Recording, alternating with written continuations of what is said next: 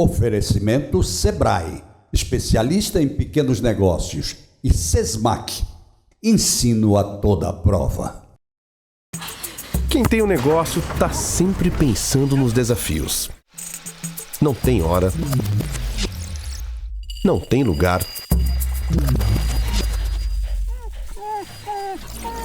mas não precisa travar, né? O Sebrae tá com você nessa. Destravar seus desafios. É isso que o Sebrae faz. A gente te dá a mão. Sebrae. Você é um vencedor e a sua coragem merece te levar longe. O seu empenho merece um lugar com nota máxima no MEC.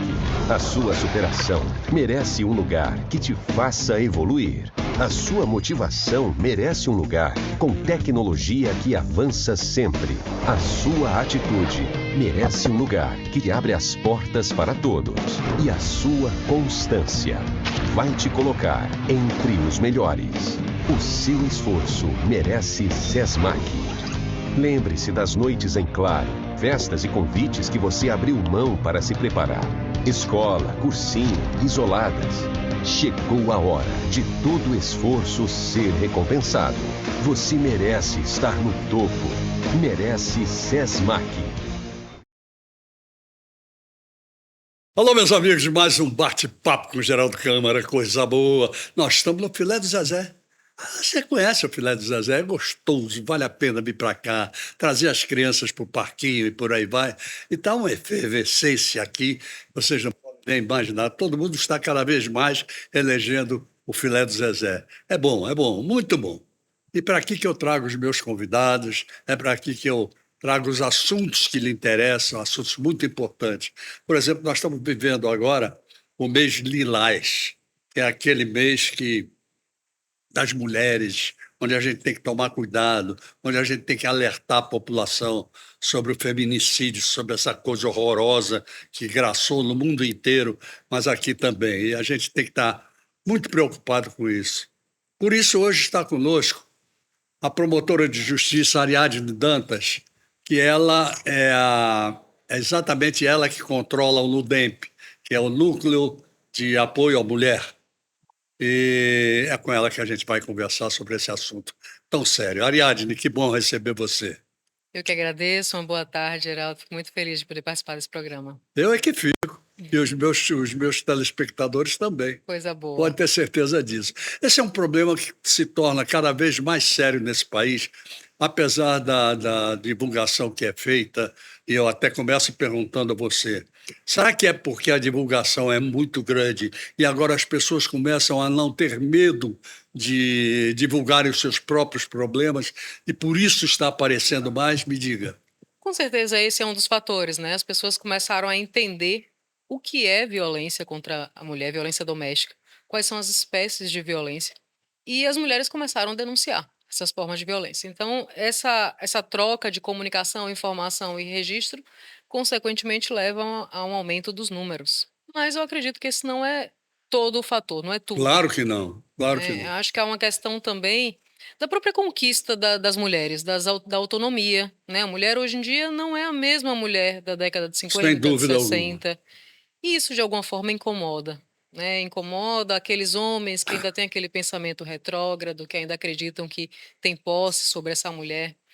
E aí eles acabam reagindo de forma muito violenta. E por isso os números de feminicídio É uma não mudança caem. da própria sociedade que vem Exatamente. acontecendo há Exatamente. décadas, né? Vagarosamente, porque as conquistas, infelizmente, têm que ser mais vagarosas, principalmente essas, né? Que é um absurdo, né? Mas está acontecendo. E aí me conta, como é que funciona o NUDEMP? Então, é uma coordenação que nós temos, né? A gente tem, na verdade, tem um núcleo de defesa da mulher do Ministério Público, que é como se fosse um centro de apoio. A função do NUDEMP, né, do nosso núcleo, é dar esse apoio, esse suporte aos colegas promotores que estão no estado inteiro.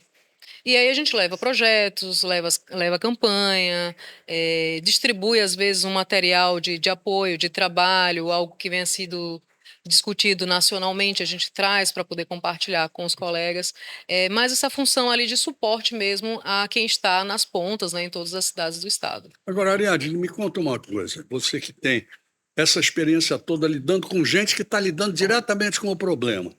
Onde é que você acha que ainda está falhando? O que é que precisa ser feito para melhorar? Não sei se a relação com a sociedade, não sei se no problema da criminologia mesmo, de dizer, não, está tudo errado, as sentenças têm que ser outras, não sei. Como é que você enxerga isso de um modo geral? Eu acredito que é um pouquinho de tudo, né? A gente precisa da pena, a gente não pode abrir mão da pena, mas a Sem pena ela dúvida não vai alguma. resolver. Ela por si só, ela não vai resolver. Ok. A gente precisa educar as próximas gerações, né? Para que esses meninos mais novos venham com a mentalidade já diversa, né? Com um pensamento mais aberto em relação a essas questões, as liberdades que as mulheres conquistaram, né, durante esses Com anos. certeza. E aí eu acho que acredito que a soma desses dois fatores vai levar a uma mudança desse quadro social. Mas um só não resolve. Você tocou num assunto interessante, mas que eu não concordo com a palavra, a liberdade que as mulheres conquistaram. Então, elas eram presas. E eram, realmente eram. E eram. Eu não concordo na questão consensual da sociedade. Entendeu? E eram. Mas é incrível isso, como É. essas conquistas vêm vagarosamente. Até pouco tempo as mulheres não podiam trabalhar fora de casa sem autorização do Exatamente, marido, não exatamente. podiam viajar. Então são coisas que a gente pode dizer, é pequeno, mas não é. Isso tem um valor simbólico muito grande. A vida das mulheres é restrita ao ambiente privado. A gente não ocupava cargos públicos. Então foram conquistas recentes, mas que estão acontecendo, né? Hoje nós temos uma igualdade formal da nossa Constituição. Não necessariamente a gente ainda vive numa situação de desigualdade. As mulheres recebem menos do que os homens, estando nos mesmos cargos. Isso é um fator preponderante para que as coisas aconteçam. E aí eu te pergunto, por onde andam os órgãos do governo, como as próprias promotorias públicas, no sentido de começar a exigir de si mesmos? E quando eu digo si mesmos, são as autoridades de modo geral, a Câmara Federal, o Senado e por aí vai, exigir que isso seja modificado. Já existem movimentos, inclusive internamente, institucionalmente, dentro do Ministério Público, para que promoções sejam alternadas só com mulheres. Para Perfeito. que mulheres ocupem esses cargos de procurador, no caso do Ministério Público, desembargador, no caso dos tribunais de justiça. Ainda não chegamos aqui em Alagoas, mas já há nacionalmente alguns estados que já começaram a fazer esse tipo de movimento internamente. E, para além disso, a gente sempre tem que olhar para fora, né? Como o Ministério Público é um órgão Claro. que fiscaliza, Claro. a gente sempre tem que ficar atento a esse tipo de informação. E como não há uma base legal para a gente exigir, por exemplo, que um prefeito contrate só mulheres, a gente tem que fazer esse processo de conscientização. De que é importante, por exemplo, ele fixar um percentual de mulheres a serem contratadas, com o caso de uma contratação temporária. Mas, tecnicamente, legalmente, a gente não pode impor, né? E Não tem como diga-se de exigir. passagem, nós estamos assim de mulheres altamente competentes. Pois é, Que quando têm a oportunidade de estar nos cargos, demonstram isso. com certeza. Então, olha, senhores prefeitos, vamos pensar nisso, porque isso é Exatamente. muito importante para o próprio desenvolvimento do país. Exatamente. Hoje as mulheres, elas comandam as casas, né? Tem pesquisas que apontam que as mulheres é quem estão à frente da casa, dos cuidados da casa, e também estão trabalhando fora de casa, acumulando, na verdade, essas duas funções. Mas hoje somos a maior parte da população do país e temos plena condição de ocupar qualquer cargo. Eu não tenho dúvida nenhuma quanto a isso. Isso é um princípio. Agora, vamos para o outro princípio, que seria o educacional. Porque tudo tem que começar do berço, Perfeito. não é verdade? Perfeito. Então, a gente sabe que a gente vem de gerações colonialistas, né, imperialistas incríveis, que seguravam mesmo, não pode, não pode, não pode. A mulher parecia que era escrava, Exatamente. ainda que não fosse, mas parecia que era. Então, eu pergunto a você, como realmente se elaborar um plano para que seja obrigatório na educação, como matéria educacional nas escolas? Então, nós já temos uma legislação que determina, já está na LDB, que é a Lei de Diretrizes e Bases da Educação. Então, hoje as escolas elas têm que inserir no currículo esse assunto.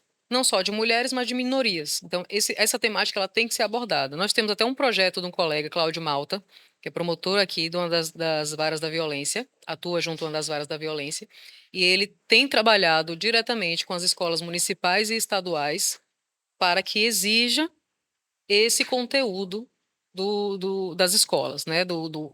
do conteúdo pedagógico dessas escolas para que esse assunto seja tratado. Porque só assim a gente vai conseguir mudar essa Claro, mentalidade. claro. Agora, se é lei, por que que não é tratado como lei? Ainda. Por Exatamente. quê? Aí eu pergunto a você, por quê? Então, quem é que tem que ser punido nessa história? Então, nós estamos cobrando, né? O Ministério Público está fazendo a parte dele, que é exigir, né, dos gestores que insiram esse conteúdo no currículo. Existe percentual para isso? Percentual em que No sentido? sentido de que tantas mulheres, tantos homens? Não. Não, Não, não existe. não Então, existe. não existe problema nenhum de colocar as mulheres nos seus devidos lugares. Não existe. Sem detrimento das funções que podem e devem ser manipuladas também pelos homens, é Sim, claro. sim. É. O que a gente busca, a gente fala no sentido mulher, não é ocupar o lugar dos homens. Eu sei. É ocupar os mesmos lugares. Exatamente. Estarmos nos mesmos É aquela lugares. identificação de que aqui é uma sociedade composta de homens e mulheres. Exatamente. É isso que a gente precisa Exatamente. ver de outra, É. não é? De outra maneira. Perfeito. Muito bem. Até que ponto o Ministério Público, que sabe dessas coisas todas, começa a elaborar determinadas ações? Quais são as ações que vocês mais tocam em relação a isso? Então, a nossa atuação como órgão que promove a acusação, né, o Ministério Público promove a acusação. Então, a gente tem realmente essa atuação destacada na punição, na repressão. Aconteceu um crime, cabe ao Ministério Público seguir, né, com um processo penal até que aquele agressor seja efetivamente condenado, sem prejuízo de fazermos ações educativas, Perfeito. que é como estamos fazendo agora É. no Agosto Lilás, né? Porque sem elas também não funciona. Também não funciona. E como está sendo processado o Agosto Lilás no Ministério Público? Então, agosto é o mês escolhido Isso. nacionalmente, né, para a gente intensificar essas campanhas. E é importante que a gente diga, não é o único mês que a gente faz campanha. Claro que não. Mas é o mês que a gente intensifica, a Exatamente. gente faz viagens, vai ao interior quando é necessário, participa de eventos. Esse ano nós escolhemos um tema relativamente novo no sentido a população ainda não conhece, mas é uma forma de violência que já existia e que agora foi nominada e apresentada, trazida para a Lei Maria da Penha, que é a violência vicária. Violência Vicária. vicária. Isso. E como é que ela acontece? Essa violência acontece quando o agressor, ele ao invés de atingir a mulher, ele atinge os filhos. A gente teve casos recentes, inclusive semana passada. Exatamente. No Dia dos Pais, Perfeito. salvo engano, nós tivemos um registro de um pai que matou 2 filhos É verdade. para se vingar da companheira. Isso é violência vicária. Claro que é. E isso está previsto agora como vicaricídio, quando mata. Mas não é só quando mata. Às vezes ameaça, faz uma tortura, ele começa a fazer jogo com a guarda. O horário dele pegar as crianças é às 15 horas, ele vai, pega às 18, às 19. Ele prejudica a mãe, né, manipulando os filhos, paga uma pensão com R$ 1 a menos, fica fazendo esse tipo de provocação. Algumas acusações de alienação parental, que infelizmente é uma lei que tem sido usada para esses agressores manipularem processos e acabarem ficando com seus filhos somente para causar um mal à mãe. Então, nossa temática esse ano vai ser voltada a essa forma de violência que, como eu mencionei, ela já existia, mas agora ela foi reconhecida pela nossa legislação e está lá, específica na Lei Agora, Maria eu da acho Penha. isso sensacional, porque é um novo aspecto que vocês estão encarando, e esse novo aspecto precisa ser muito bem defendido, no sentido de mostrar que essa violência contra a mulher, ela não atinge só a mulher, Não. ela atinge a família. A família toda. Não é? E Família como como um atinge? No caso específico, como você relatou aí dos filhos, pelo amor de Deus, isso é monstruoso. Perfeito. Isso é monstruoso. Então, como começa? Que beleza essa campanha, viu? Como o Ministério Público vai fazer na prática essa campanha? Nós elaboramos um material de divulgação justamente pelo fato de ser uma nova espécie, né, nova, mais uma vez ressaltando, no sentido de tipificada, para que a população entenda qual é essa forma de violência, porque o que a gente percebe na prática é que muitas mulheres não registram a ocorrência porque não sabem que estão sendo vítimas de Apesar alguma forma de violência. não sabe que estão sendo vítimas. Isso. Não tem o conhecimento de que, às vezes, um xingamento, uma humilhação, uma manipulação é uma forma de violência e merece Sem a proteção dúvida. da lei. Mas as mulheres não sabem. Muitas acreditam que a violência só é quando ela está com o olho roxo, né? Quando quebra um nariz, quebra um dente, quando sofre alguma coisa mais evidente. E não um dano psicológico, por exemplo. Muitas mulheres estão adoecidas, né? Com depressão. sofrendo com ansiedade por conta dessa forma de violência. Então, o nosso papel esse mês será intensificar a informação sobre essa temática, mostrar que existem agressores que, ao invés de atingirem a mulher, eles vão atrás de filhos, pais, amigos, alguém que compõe ali a rede de apoio da mulher, porque ele quer atingi-la. E isso também é uma forma de violência prevista na Lei Maria da Penha. Eu acho fantástico isso. Eu gostei muito, porque eu acho que a partir daí você começa a abrir os braços, né? Aquela famosa do polvo, né? Sim. Vamos botar os tentáculos Sim. aqui. Segura agora esse tipo de violência que está acontecendo, porque isso é um idiota. Isso é um cara que ele merece ser realmente denunciado. Perfeito, perfeito. A violência contra a mulher, uma mulher que é agredida pelo companheiro, na frente dos filhos, aquelas crianças ali já estão sofrendo, de alguma forma. Não tenha dúvida. Ela é uma vítima direta, mas aquelas crianças são vítimas indiretas. Então, eles crescem, às vezes, traumatizados, revoltados, viram pessoas violentas, por vezes. Mas, nesse caso da violência vicária, eles é que são alvo da agressão para atingir a mulher. Então, eles também são atingidos, mas ali diretamente. Agora, não seria interessante que essa campanha também demonstrasse que as penas para esses homens podem e devem ser aumentadas? Então, com a inserção dessa forma de violência na lei, foi criado o tipo vicaricídio. Perfeito. Que assim como o feminicídio, né, que agora é um crime autônomo, agora nós temos o vicaricídio, que é também a maior pena que nós temos no Código Penal. Vamos traduzir novamente para você. É aquele tipo de crime que atinge não só a mulher, mas atinge os membros da família, incluindo os filhos. Isso, é quando o agressor ele mata um filho, um pai, um irmão, uma amiga, alguém que compõe a rede de apoio da mulher. Tivemos um caso agora recente, né? Tivemos vários casos recentes. 2 filhos. Negócio verdadeiramente absurdo. Exatamente. Né? Um que deixou dentro do carro e o outro que a criança foi chorando, inclusive, encontrar o pai e acabou até que ponto sendo nós assassinada. chegamos enquanto sociedade? Pois é. É preciso... Mas sabe o que acontece? Porque às vezes essas questões, quando não há esse olhar de gênero, elas são tratadas na vara da família. E na vara da família, o agressor chega lá e diz, ela está com raiva porque ela queria ter continuado, ela não queria terminar, então ela está querendo se vingar. Ele joga essa ideia lá na vara da família de que a mulher está se vingando. E às vezes... inverte o processo. Exatamente. Quando a gente não tem um olhar de gênero naquele processo da vara da família, quando a gente não mostra ali, peraí, que tem uma violência aqui subjacente, quando aquela mulher ela nunca denunciou, viveu ali anos uma violência, mas nunca teve coragem, às vezes por conta dos filhos, de denunciar. E aí na hora de dividir, de estabelecer pensão, dividir guarda, ele vai e traz essa informação. Perfeito. E aí prejudica a situação dos filhos. É verdade. Acaba gerando uma situação de risco. risco. Tem alguma coisa que você queira acrescentar em 1 minuto? Bom, eu só queria esclarecer que essa forma de violência ela já existia dentro da sociedade, que agora está tipificado. Significa dizer que há possibilidade de nós darmos proteção a essa mulher e a essas pessoas que estão envolvidas ali na rede de apoio delas.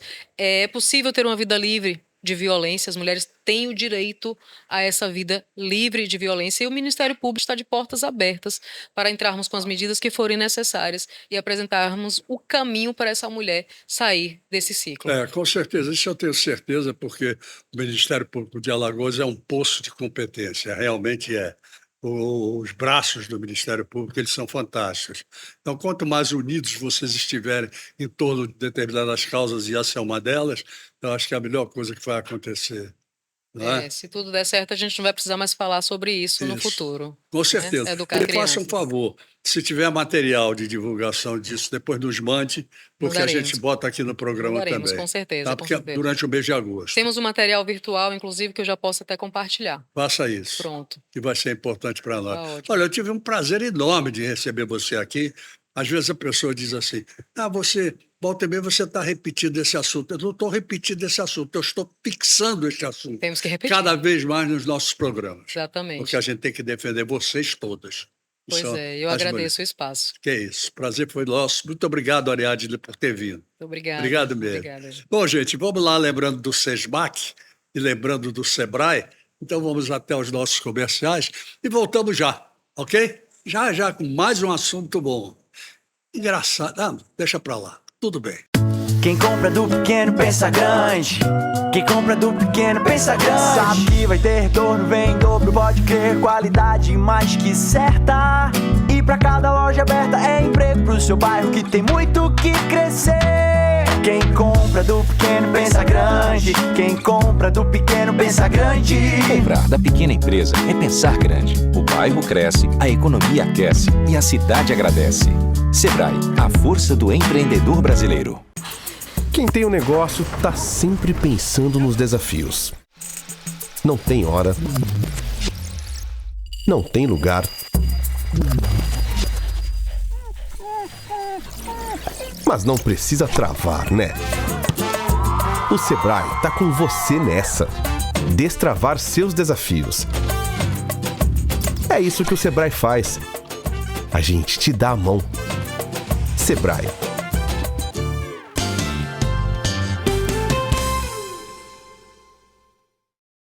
Tudo bem, gente, voltamos. Voltamos aqui ao nosso bate-papo com o Geraldo Câmara de hoje. Vocês viram aquele negócio? Vamos ajudar, nós vamos fazer divulgação muito ampla nesse mês de agosto agora, é o mês de Lilás, né? Vamos fazer divulgação grande. Eu acho que é por aí. A gente tem que ajudar cada vez mais a acabar com esse problema contra as mulheres. Não pode continuar acontecendo dessa maneira, não. Mas nós falávamos de assédio na primeira entrevista, não é verdade? Pois nós vamos falar de assédio nessa segunda entrevista. Só que não é bem o assédio à mulher, quer ver? Eu estou recebendo aqui o Luiz Felipe dos Anjos. Luiz Felipe é procurador do Procuradoria do Ministério Público do Trabalho, certo? Prazer enorme recebê-lo, hein? Prazer é todo meu, Geraldo. Como vai você?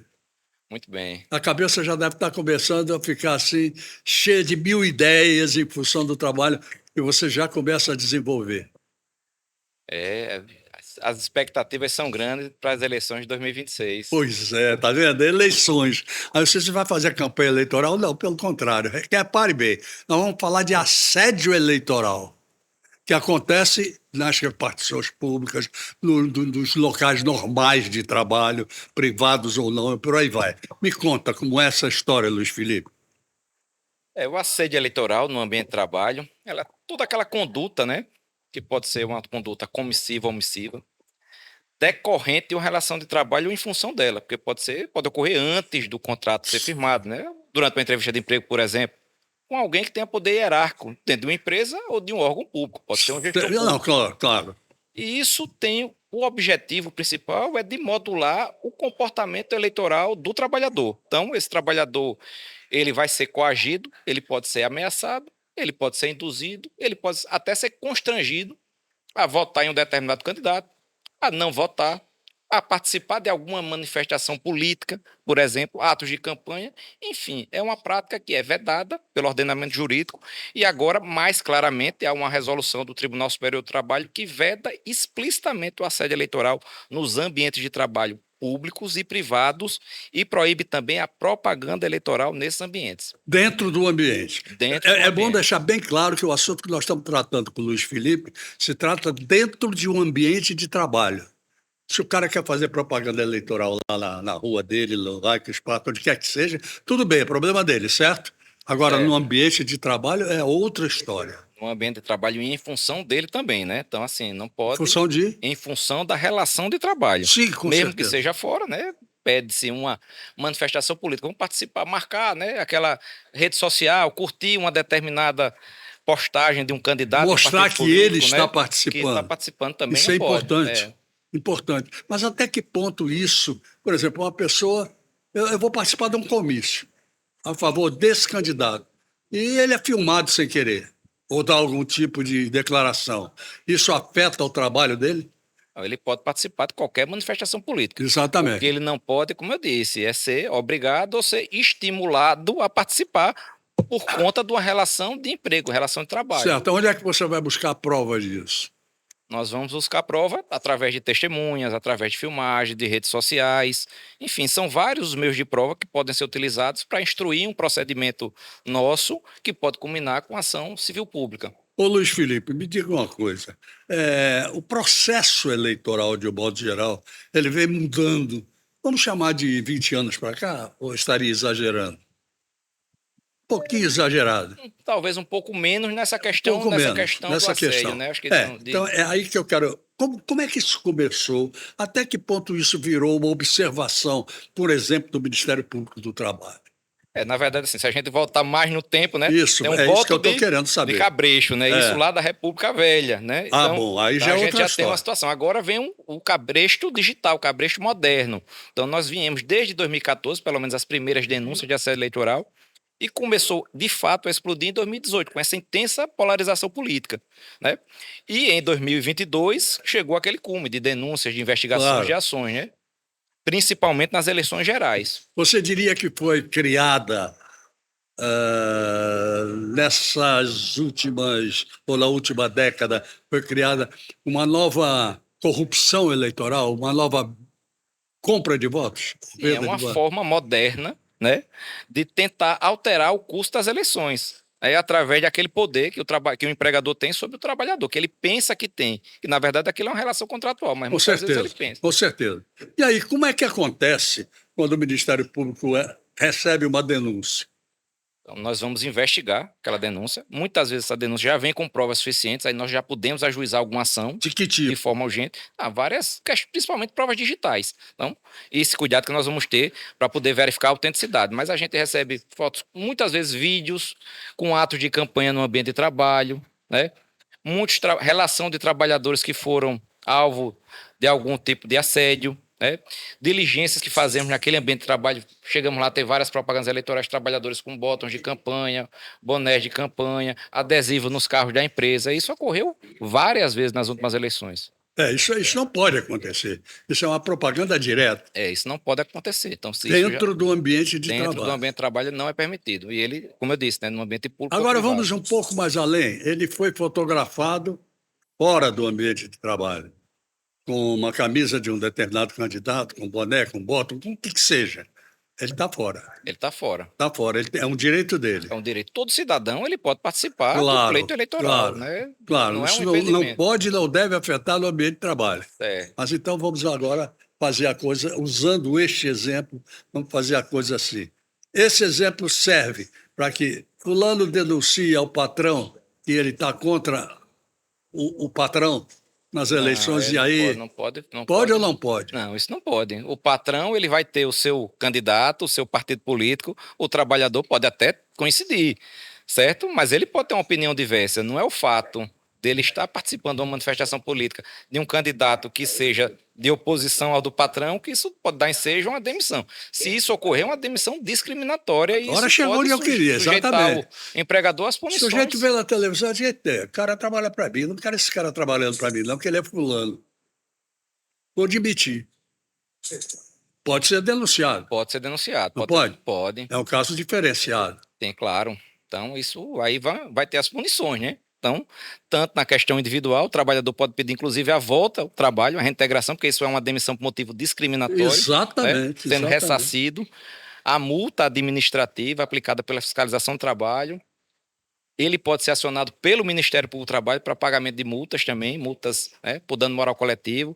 A Justiça Eleitoral, o Ministério Público Eleitoral também pode ser acionado. Enfim, há várias múltiplas formas de punição. Então, Pois é. nós aconselhamos a não para fazer. você que está nos escutando, não pense que é só porque está havendo uma manifestação dentro do trabalho, não. Ela pode ocorrer fora do trabalho e ligando ao trabalho. Tem, claro, Não é? pode orientar, vai ter uma manifestação política, aí você pode orientar o trabalhador aí, é fora do ambiente de trabalho, mas a partir de uma orientação do empregador, de uma sugestão do empregador, isso não é Exatamente. permitido, Aí muda. certo? Então, nem o empregado também pode ir para o ambiente de trabalho, com seu bota ou com sua camisa, porque Sim, naquele ambiente é proibido, perfeito. independentemente do patrão mandar. Mas eu quero ir porque eu voto num candidato na semana da eleição, vou usar o bota no meu emprego. Isso não é permitido. Não, de jeito algum. Não é permitido. É bom deixar isso bem claro. Existe um lado e existe o outro. Também, claro. Né? Então, existem leis para beneficiar aqui e para beneficiar aqui.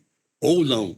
Isso até é uma forma de inibir o empregador, porque muitas vezes a gente chega na empresa, o empregado com receio de perder o emprego, ele vai dizer, não, eu que quis colocar aquele bottom, eu que quis colocar esse boné. Mas como agora está... Aliás, sempre foi vedado, mas agora é explícita essa vedação. Então, assim, mesmo que ele queira, ele não pode usar. Ambiente de trabalho não é local de fazer política. Muito bem. O que é a CONAP? É uma coordenadoria de combate às irregularidades na administração pública. Então, eu atuo também na administração pública e isso envolve também a questão da sede eleitoral, porque a nossa atuação vai ser também nos ambientes públicos. Muito bem. Então, vamos falar um pouquinho sobre o CONAP o que é realmente, como é a atuação do CONAB. Então, nós vamos atuar também isso, né? Nos ambientes, como eu disse, nos ambientes Mas eu digo, públicos, né? é um conselho. Não, é uma coordenadoria, Uma coordenadoria. destinada a Ok. isso, certo? Perfeito. A combater as irregularidades no Perfeito. âmbito da Perfeito. administração pública. E entre essas irregularidades está o cometimento, né? Possível cometimento da prática do assédio eleitoral nesses ambientes.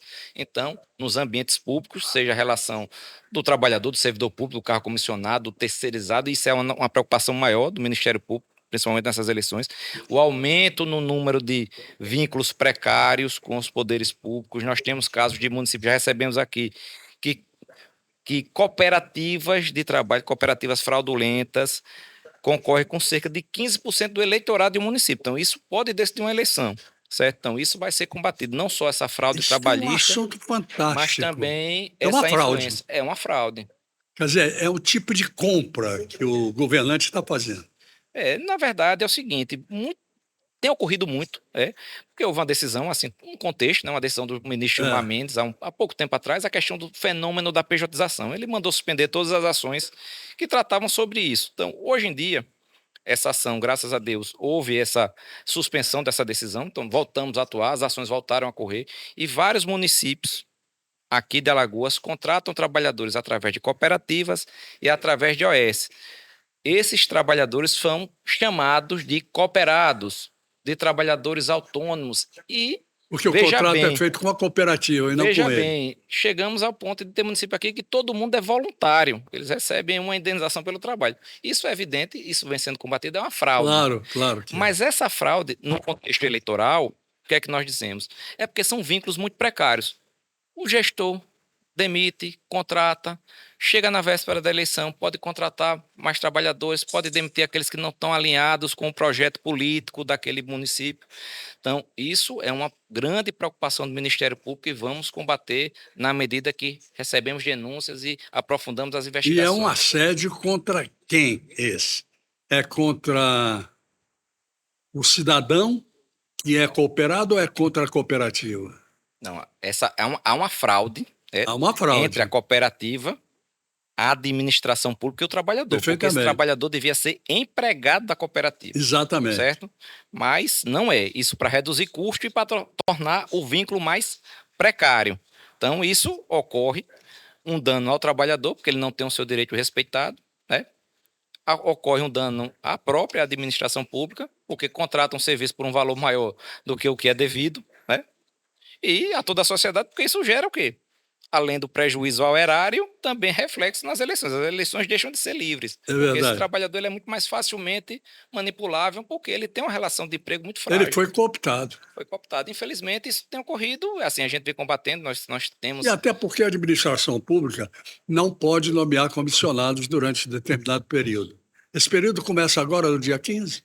Isso, mas aí é que está. Então, muitas vezes eles estão utilizando essas empresas Não, eu sei. terceirizadas Exatamente. como forma de aumentar o quadro, e aí você pode ter pessoas, né, soldados, a serviço desses grupos políticos para as eleições. Então, E justificando através de pseudo-obras. não só para serviços diversos. Nós temos visto serviço na educação, limpeza pública, unidades de saúde, assim, acontece muito. Então, assim, todo tipo de serviço que o município executa, que presta à sociedade, em muitos deles, quase todos são prestados por uma cooperativa ou por um OS. É interessante ter tocado nesse assunto, porque eu sei, tenho certeza, que pouca gente sabe disso, dessa manobra, porque, inclusive, a cooperativa ela é vista com muita seriedade, de um modo geral, as cooperativas. O sistema A cooperativista. cooperativa é um instrumento, né, Exatamente. chamado um por todos e todos por um. É uma forma de trabalho É verdade. que, se bem organizada, ela é benéfica para o trabalhador. Claro que é. Mas quando ela é objeto de fraude, E é diferente. porque o trabalhador ele é lesado, ele passa a não ter, muitas vezes, o salário mínimo, férias, 13º, direitos são sonegados. E, como eu disse, é muito mais fácil contratar e demitir. Então, não paga indenização. Contrata, demite, trabalhador voluntário, Só trabalhador trabalha autônomo. naquele períodozinho eleitoral e acabou. Muitos estão trabalhando durante muito tempo, mas nós estamos atentos a esse acréscimo durante as eleições. Então, isso vai ser observado também, esse movimento de contratação e demissão nesses últimos meses que antecedem as eleições. Isso faz parte de uma pesquisa do CONAP? Não, o que nós temos é recebido denúncias e verificamos o número de trabalhadores e o número de eleitores. Então, a gente vê essa influência, Certo. porque são Até que muitos ponto trabalhadores. vocês podem justificar uma ação? Uma ação ela é ajuizada pela simples fraude que existe nessa relação de trabalho. Sim, tudo bem, mas Certo. como é que você prova que aquilo ali é uma fraude? É porque nós verificamos se os requisitos da relação de emprego estão presentes. Se aquele trabalhador ele é um empregado, deveria ter uma carteira de trabalho assinada, porque há na consolidação das leis do trabalho requisitos para a relação de emprego. Verificando a fraude, aí nós ajuizamos a ação. E também através de, como eu disse, através de provas testemunhas, através de diligência, através de documentos, verificamos que aquilo não é uma verdadeira cooperativa ou não é uma verdadeira organização Perfeito, social, perfeito. certo? Perfeito. O negócio é sério, meu amigo. Infelizmente tem aumentado muito. Como eu disse, na esteira da decisão do STF que suspendeu essas ações que tratam do fenômeno da pejotização, porque o fenômeno da pejotização ele é muito amplo, e aí são várias as formas de prestação de serviço, como eu disse, cooperativas, é o tal do autônomo, o voluntário, o MEI, porque muitos trabalhadores são contratados como MEI pelos municípios, assim. É o famoso Muitas PJ. vezes, são várias formas, né? São múltiplas as formas de contratação. A criatividade, ela é Bom, ela é evidentemente grande. que vocês não vão solucionar isso da noite para o dia, claro que não. Agora, fora do período eleitoral, evidentemente que vocês vão ficar mais atentos a essa coisa, e sobretudo a dissolução daqueles empregos. Não, a atuação ela é permanente, ela vem permanente. Como eu disse, durante esse período de suspensão Durante o das período, ações, exatamente. é que nós não atuamos, porque o Supremo Tribunal Federal disse, não, vamos decidir o que é que pode e o que é que não pode no âmbito da pejotização. Perfeito. Ainda não decidiu, mas Perfeito. pelo menos as ações voltaram a correr. Perfeito. Certo? Então, o combate ele é permanente. Agora, no período eleitoral, tem esse tempero, que são aqueles trabalhos mais precários. E nós, assim, quando fazemos visitas, diligências e ouvimos esses trabalhadores, eles dizem, nós somos obrigados a participar de manifestação, nós somos obrigados a participar de um determinado movimento político, de votar em determinado candidato, e o peso desses trabalhadores ele é muito grande, porque são muitos trabalhadores dentro do contexto, Eu faço ideia. dentro do número de eleitores daquele município. E você vê isso, você está falando em termos de um município, de um estado. Imagine isso em termos de Brasil. A nossa atuação, isso acontece no Brasil todo, mas temos visto esse crescimento aqui no nosso estado. Muito bom. Luiz Felipe, o que você gostaria de acrescentar a essa nossa entrevista? Nós gostaríamos de pedir a empregadores, a gestores públicos que observem a legislação eleitoral, que permitam que seus trabalhadores, seus empregados votem em quem quiser, apoiem o partido que quiserem, que o ambiente de trabalho ele não seja alvo de discussões políticas, né? Que esse trabalhador ele não seja constrangido, não seja coagido, que ele possa votar, que as escalas de trabalho não sejam alteradas, enfim, que nós tenhamos um ambiente, a festa da Com democracia, certeza.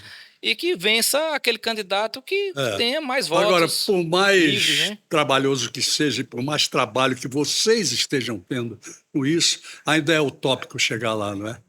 Não, com certeza, mas o trabalho, nós estamos nos preparando, Importantíssimo.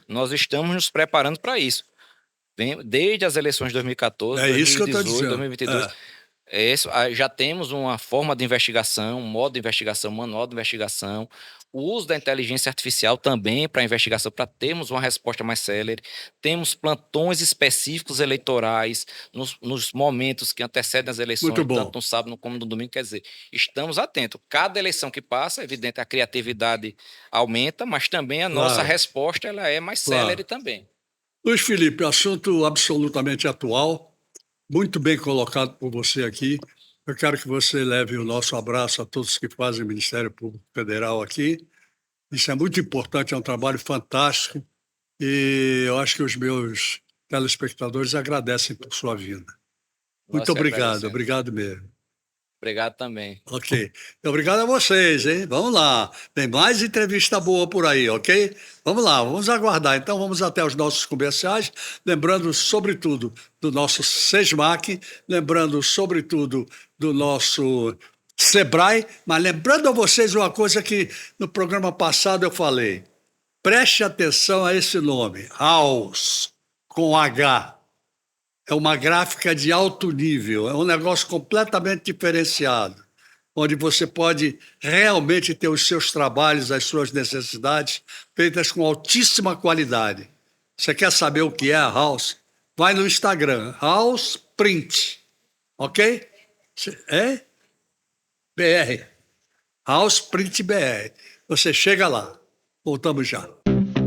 Você é um vencedor e a sua coragem merece te levar longe. O seu empenho merece um lugar com nota máxima no MEC. A sua superação merece um lugar que te faça evoluir. A sua motivação merece um lugar com tecnologia que avança sempre.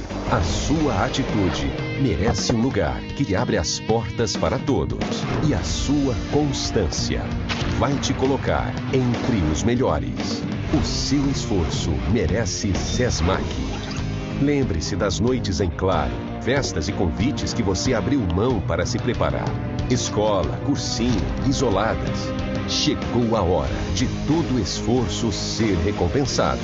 Você merece estar no topo. Merece SESMAC.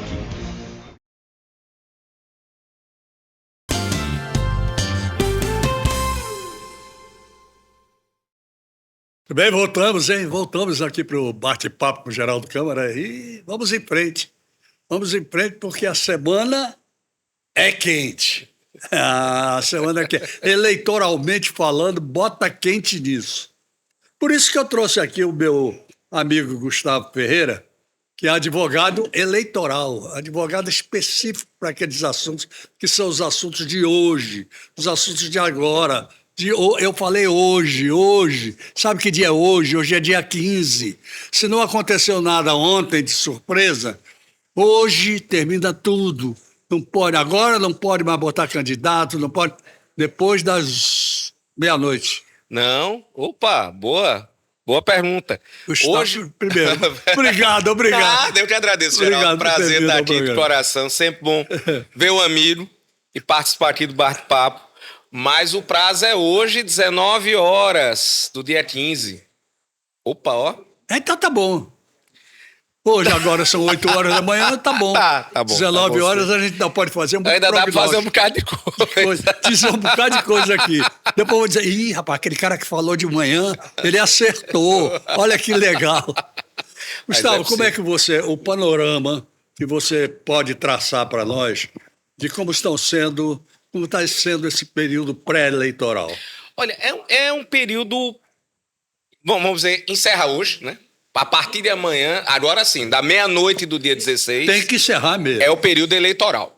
Aí, o dia 15. Dia 16 começa a eleição. Assim, um minuto. Um minuto. Até o dia 15, nós ainda estamos na pré-campanha.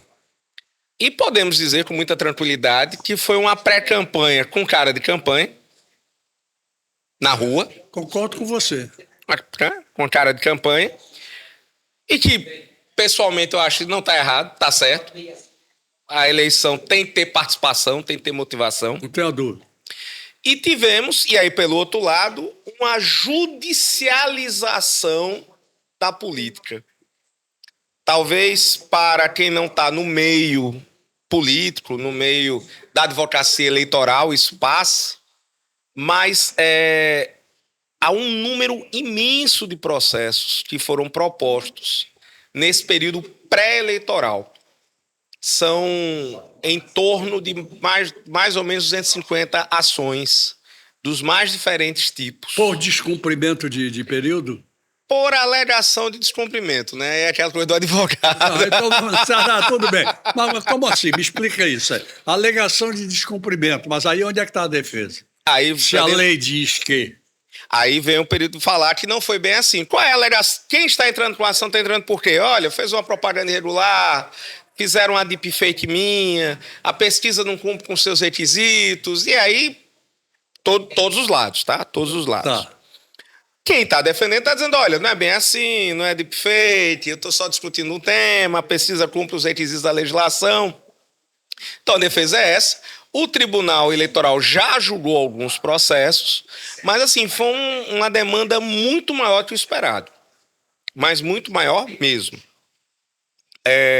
Não vou pegar dados do TRE daqui, porque eles ainda estão concluindo, mas o próprio TSE, porque isso não é uma promessa de Alagoas. Sim, claro, né? lógico, isso é nacional. Colocou que na eleição 2018 para 2022, dobrou o número de representações eleitorais na pré-campanha e na de 2022 para 2026, sem contar o mês de julho, só até o mês de junho, porque julho o TSE fechou, Perfeito. quadriplicou. Que coisa. Então, assim, a judicialização da política é um fato. Que bom, né? Ah, eu adoro. Eu adoro. Meus colegas, os advogados e advogadas eleitorais, sem gostam dúvida muito. alguma. Né? Então, muito bem. Então, a judicialização dobrou. Por quê? Bom, Quadriplicou. quadriplicou, né? Boa parte das campanhas eleitorais estão vendo como um processo de retirada de mensagens e de notícias, principalmente do ambiente digital, como um fronte necessário de combate. Então, isso tem batido nas campanhas. Nós temos, geral, veja só, a fake news, eu não gosto muito das expressões em inglês, eu sempre brinco, a notícia falsa, a falsidade mais profunda, isso sempre teve, sempre existiu. Sim, claro. Na história da humanidade... Mas sempre existiu, só que não existia internet. Aí, chegou no ponto. Isso sempre houve, sempre existiu, mas não no meio tão barato de divulgação, de tão fácil disseminação e de fácil criação das imagens. Perfeito. Isso tem complicado bastante o cenário político. Então, isso está estimulando que as campanhas, eu até brinco, atirem primeiro e perguntem depois. Eu vejo porque o importante não há uma proibição para o uso da inteligência artificial. Coisa interessante, não há proibição. O que eu não posso é usar a inteligência artificial para induzir o eleitor ao erro. Seja falando mal de uma candidatura ou falando bem de outra. Como o ambiente está bastante polarizado e surgindo várias formas de deepfake, se entram com as ações para tirar esse material do ar. E aí já é tarde. E às vezes já é tarde. Às vezes ou quase sempre. Eu digo às vezes, porque em algumas situações dá tempo. É interessante isso. Em algumas situações, a justiça eleitoral... E aí um elogio ao trabalho tanto da Justiça Eleitoral quanto das... É estranho falar isso, das Big Techs, eu vou elogiá-las. Se em 2006 você dissesse, saiu uma coisa, minha no Orkut, eu ia dizer para você, olha, paciência, a gente vai entrar com ação, até ter a decisão, o Orkut ser citado e sair, a eleição já aconteceu. Sim, claro.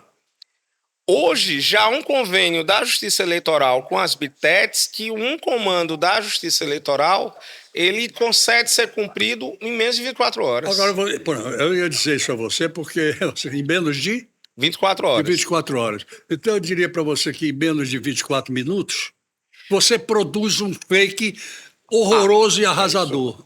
Isso, aí você tem que contar, e de fato isso é verdade, que ele não se espalhe, que ele não se dissemine de forma tão rápida. Né? Se você... E aí tem que contar, às vezes, com a sorte, né? Vamos dizer, de identificar logo, de pegar o juiz do despacho de imediato, tá com uma boa equipe de plantão. Então, hoje já há um movimento nas campanhas eleitorais, e não é só de Alagoas, do país todo, de contratar serviços de inteligência artificial para identificar mensagens e notícias e, o quanto antes, entrar com as demandas judiciais. E a Justiça Eleitoral a gente pode criticar o exagero, talvez, o excesso, mas de forma muito cautelosa tem optado, no primeiro momento, em tirar o conteúdo para depois avaliar se o conteúdo deve voltar ou não. Na hora que tirou o conteúdo, já esqueceu. Sim. Praticamente não dá tempo de fazer o julgamento, mas ele já fez o mal que já fez. Mas vamos lá, a memória do brasileiro dura 15 dias, né? Com certeza, com certeza. Golbery do Couto Silva. É verdade, é verdade. E isso antes da época da internet. Talvez hoje a memória dure 15 minutos. Bota antes disso. Bem antes disso. Então, assim, uma matéria que você consiga tirar do ar, ela muito facilmente talvez seja esquecida, porque outros assuntos vão entrando. Claro. Tem temas que acabam puxando mais a atenção do eleitorado do que outros. Tem temas que acabam atraindo mais a chamada do que outros. E, às vezes, a notícia é tão mal feita que fica visível que é uma fraude. Né? Sem contar as consequências para os candidatos. Citando um caso que não é daqui, mas em 2024, o então candidato a prefeito Pablo Marçal fez uma notícia falsa em relação ao candidato Guilherme Boulos. Tá? Aqui sem preferências políticas, é um fato. Por causa da notícia que ele divulgou, da forma que ele divulgou, que seria uma inexistente internação numa clínica de reabilitação, a Justiça Eleitoral tirou a matéria, deu tempo de ser veiculada a contra-matéria, vamos dizer assim, explicando que não era verdadeiro, e ele ganhou de brinde uma inelegibilidade por 8 anos. Exatamente. Então, assim... Mas aí houve dois fatores importantes. Um, ele botou, talvez tenha colocado na hora errada para ele. Sim. E outro, o tribunal foi rápido. Foi extremamente Muito rápido. A Justiça Eleitoral, ela aprendeu que nesses casos de inteligência artificial, dos meios digitais, ela tem que ser célere. Ela sabe que se demorar 1, 2 dias, isso pode gerar um dano maior. Como é que está o panorama nesse assunto que nós estávamos falando? Como é que está o panorama hoje, sábado, em Alagoas? Bom, boa pergunta. Olha, quando um advogado diz boa pergunta e dá uma gargalhada, é porque ele está pensando o que é que vai responder. Eu brinco, Geraldo, que na verdade a gente só vai ter certeza da situação política amanhã, dia 16. Porque como podem entrar com pedidos agora, podem ter alterações, podem ter retificações de ata, retificação, alteração da ata. Mas a convenção não era até 5 de agosto, se encerrou. Sim, mas o partido pode dizer que errei. Eu botei o nome do Gustavo, mas na verdade era o nome do Geraldo. Né? Vou fazer uma adequação. Isso acontece muito no último dia, na última hora. Acontece até pela pressa, a celeridade de poder cumprir, né, com os prazos. Acontece também por acontecer, vamos botar dessa forma. Sim, com certeza. E aí... Me lembro de um caso aqui que foi do Júlio César, em cima da hora, lembra? Sim. Que virou candidato do Teotônio Vilela a governador. Mas no caso do Júlio César tem uma curiosidade. Ali eu acompanhei. Ali foi uma substituição, mas o exemplo é feliz. Foi uma substituição. E a substituição ela pode ser feita até 20 dias antes da eleição. Não, o que eu estou dizendo é que existe isso. Se não se ficar atento... Sim. Pode haver uma alteração de nomes. Antigamente era muito mais grave, isso podia ser alterado até a véspera da eleição. Perfeito. Era um negócio absurdo. Hoje já melhorou, tem que ser até 20 dias antes das eleições, salvo situação de morte, porque aí... Sim, claro. Né, o candidato não se imagine que um candidato planejou morrer, né, na véspera da eleição. Mas é possível, sim, ter alteração. Eu até brinco, na verdade a gente vai ter uma noção dia 16 de agosto e certeza mesmo só depois do dia 14 de setembro. É verdade. Então vamos passar mais 28 dias aí vendo se fulano vai, não vai, quem vai ser candidato, se vai, não vai ter desistência. Agora, sem puxar a brasa para nenhuma sardinha, como é que você está vendo essa situação em que até hoje, eu acho que até hoje, sábado, a essa hora da manhã, ainda não sabemos se o candidato a governador JHC é candidato a governador, ou se ele não é candidato a coisa nenhuma, ou se ele é candidato, sei lá. Como vai estar composto, né? Que estratégia é essa, meu caro advogado? Olha só, tem duas coisas aí. Vou falar pelo lado da estratégia e pelo lado jurídico. Começar pelo lado jurídico, que eu brinco que é o mais sem graça. Perfeito. Quando começou essa possibilidade que a própria Justiça Eleitoral referendou de permitir que a convenção não fechasse tudo, eu lembro que na época, acho que foi em 2016, eu fui um dos poucos que fui contra essa... Olha, tem que estar tudo certo na convenção. Claro. Mas aí o TSE fez, não, a coligação pode ficar para depois, fechar o nome de um vereador ou outro e permitir que os diretórios façam isso. Os partidos são soberanos ao dar essa autorização para os seus diretórios. Isso vem acontecendo desde 2016. O que talvez chame o caso aqui em Alagoas é que nós temos uma indefinição de um dos principais nomes ao governo do Estado. Né? Nós temos, falando o nome, Renan Filho, de um lado, pelo MDB, e temos, pela outra chapa, o JHC. Não temos. Ou não temos? Não, agora, cabe aqui um destaque fugindo do político, talvez é uma impressão de ordem personalíssima. Perfeito. Eu sei que pode ter gerado uma demanda, uma angústia até do grupo de apoio, mas veja, desde o 5 de agosto até agora, tem sido o assunto de todos os meus Não políticos. tenha dúvida. É uma espécie de campanha. Sim. Você diria que essa é uma estratégia política que pode ser vitoriosa ou suicida? Eu acredito que sim. A gente teve um caso similar, aí vamos pegar pela memória, quando Fernando Collor foi candidato a senador pela primeira vez em 2006. Só que lá era substituição. Perfeito. Lançaram um nome ao Senado e ele ficou o tempo todo discutindo se ia ser candidato, se não ia ser candidato, ia ser candidato, não ia ser candidato. A campanha era uma campanha mais longa. Faltando 35 dias para a eleição, ele entrou e efetivamente se tornou candidato. Né? Foi uma estratégia arriscada? Foi. No caso dele, deu certo. Até porque você está falando de 35 dias e nós estamos falando de algumas horas até a meia-noite ou não. Pode ter acontecido ontem. Já pode ter se protocolado ontem à noite Pode e a ser, gente quem sabe. só não está disponível no sistema ainda. Ou vai estar daqui a pouco. Pois é. Então, assim, de toda maneira, desde o dia 5 para cá é o assunto. Perfeito. Então vamos subir um pouquinho? Vamos sair sim. daqui só, porque está quase no final. Então vamos subir. Presidencial. Como é que você está enxergando isto? É interessante, Geraldo, pelo seguinte: em todas as pesquisas de opinião pública, você tem de 20% a 30% à direita, de 20% a 30% à esquerda, e no meio, 40% a 60% de pessoas que não são nem direita nem esquerda. Perfeito. Então, teoricamente, um candidato de centro teria mais êxito nesse processo. Certo. Na prática, nós acabamos polarizados com duas candidaturas que se situam mais à esquerda e mais à direita. É um processo talvez gerado, inclusive, pelo meio digital, reforçando nomes que são mais mencionados, Não tenha dúvida. e esses nomes atraindo eleitores de centro que tendem mais para a esquerda, para o candidato da esquerda, tendem mais à direita, para o candidato da direita. Mas, infelizmente, pela segunda vez, 2022 foi igual, nós não estamos votando em propostas para o Brasil, mas em rejeição de nome. Perfeitamente. Qual o nome que eu rejeito mais? É que, independente da preferência de quem está nos vendo. Não, foi muito boa essa sua colocação, porque eu acho que as pessoas também precisam pensar nisso.